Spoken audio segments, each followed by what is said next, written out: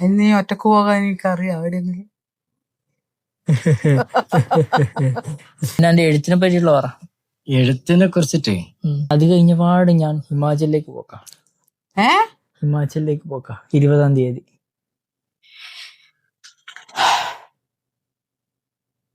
എന്നാ ഇപ്പൊ കഴിഞ്ഞ വർഷത്തെ വീഡിയോസ് എല്ലാം കണ്ടില്ലേ, എല്ലാം ഒന്നിച്ചാക്കിയിട്ടുള്ള സാധനം കണ്ടില്ലേ. ഇനി ഇപ്രാവശ്യം എനിക്ക് കുറച്ച് റെസൊല്യൂഷൻ കാര്യങ്ങളെല്ലാം ഉണ്ട്.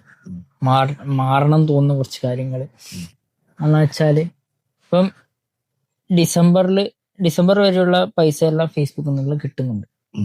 ഇനി ജനുവരിയിൽ ലാസ്റ്റ് കിട്ടാനുണ്ട്.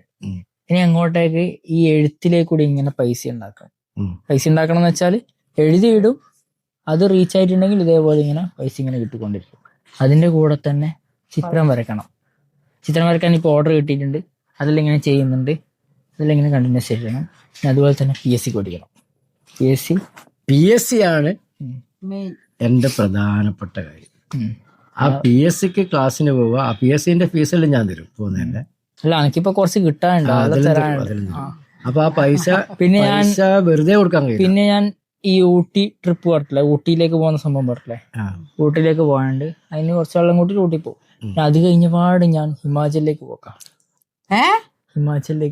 20-ാം തീയതി. അത് നീ പറഞ്ഞിട്ടില്ലല്ലോ. ഇതെല്ലാം സർപ്രൈസുകൾ. ഇനി ഫുള്ള് ഇനി ഞാൻ ചെലവാക്കുന്ന പൈസയെല്ലാം എനിക്ക് നോട്ട് ചെയ്ത് വെക്കണം. അതുപോലെ തന്നെ ഞാൻ ഏൺ ചെയ്യുന്ന പൈസ നോട്ട് ചെയ്ത് വെക്കണം. എത്ര ചെറിയ പൈസ ആണെങ്കിലും അത് ഞാൻ നോട്ട് ചെയ്ത് വെക്കണം വിചാരിക്കുന്നുണ്ട്. എന്നാലേ ഈ ഒരു കൊല്ലം മുഴുവൻ ഞാൻ എത്ര പൈസ ചെലവാക്കി എന്നുള്ള കാര്യം കിട്ടണം. പിന്നെ പഠിത്തത്തിൽ തന്നെ മുന്നേറുക വേണ്ടത്. അല്ലാണ്ട് ഇങ്ങനെ പോയാല് അതൊരു ഇതൊരു സൈഡായിട്ട് മാത്രമാണ്. പഠിത്തത്തില് പഠനം കഴിഞ്ഞ് ഒരു ജോലിയിൽ പ്രവേശിക്കുക.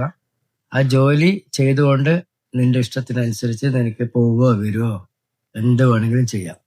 അതിനൊന്നും ഒരു തടസ്സമില്ല. പിന്നെ അടുത്തതായിട്ടുള്ളത് ഇതില്ല, ഞാനിങ്ങനെ പുറമെ ആൾക്കാരുടെ അടുക്കെല്ലാം പോയിട്ട് അങ്ങനത്തെ വീഡിയോസ്, അതായത് ഇങ്ങനെ നമുക്ക് സഞ്ചരിച്ചുകൊണ്ട് ഓരോ സ്ഥലത്തെയും ചിത്രമെല്ലാം വരച്ച് അങ്ങനെ വ്ളോഗെല്ലാം ചെയ്ത് പോകണം എന്നുള്ളുണ്ട്. അങ്ങനത്തെ കാര്യങ്ങളെല്ലാം സെറ്റ് ചെയ്യണം.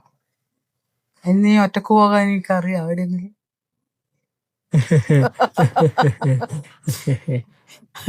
അതിനല്ലേ ഒറ്റക്ക് നിങ്ങൾ വിടായിട്ടല്ലേ. ഇനി ഞാൻ ഹിമാചലിലേക്ക് ഞാൻ പോക്കാം.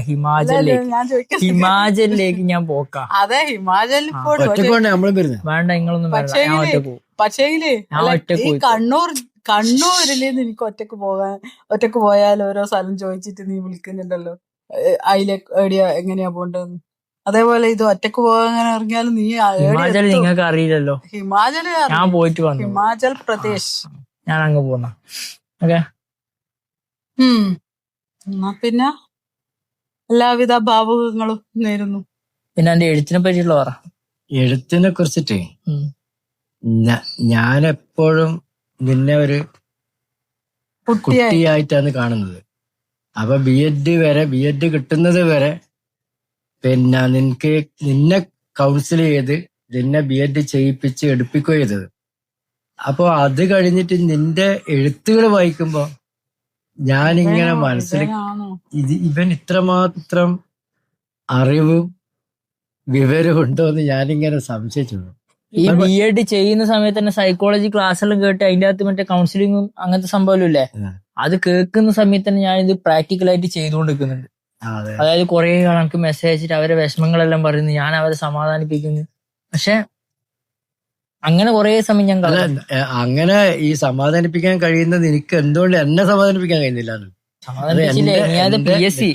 PSC ആക്കി തരാം, സെറ്റാക്കാം. അപ്പൊ അതാണ് എന്റെ ഏറ്റവും മെയിൻ ആയിട്ടുള്ള ആഗ്രഹം. അതാണ് എന്തായാലും PSC അല്ലെങ്കിൽ ഞാൻ ഒരു ലോകവിവരമുള്ള ഒരാളായിട്ട് മാറും.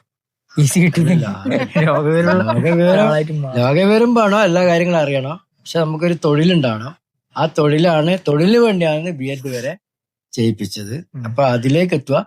ഒപ്പം നിനക്ക് എന്താണോ നിന്റെ താല്പര്യം ഇഷ്ടം അനുസരിച്ചിട്ട് നിനക്ക് പിന്നെ ബ്ലോഗ് ചെയ്യാം, സഞ്ചരിക്കാം, എല്ലാം ചെയ്യാം. അതിനൊന്നും ഒരു തടസ്സമില്ല.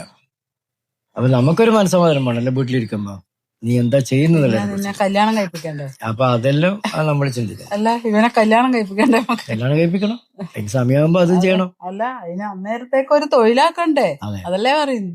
ഒരു ഫാമിലി ആണ്ട് ഒരു കുടുംബമായി ജീവിക്കണ്ടെങ്കിൽ തൊഴില് വേണം, എല്ലാം വേണ്ട. അപ്പൊ അങ്ങനെയാ നമ്മൾ കാണുന്നത്. പിന്നെ പുതിയ തലമുറ പല രീതിയിലും ചിന്തിക്കുന്നുണ്ടാവും.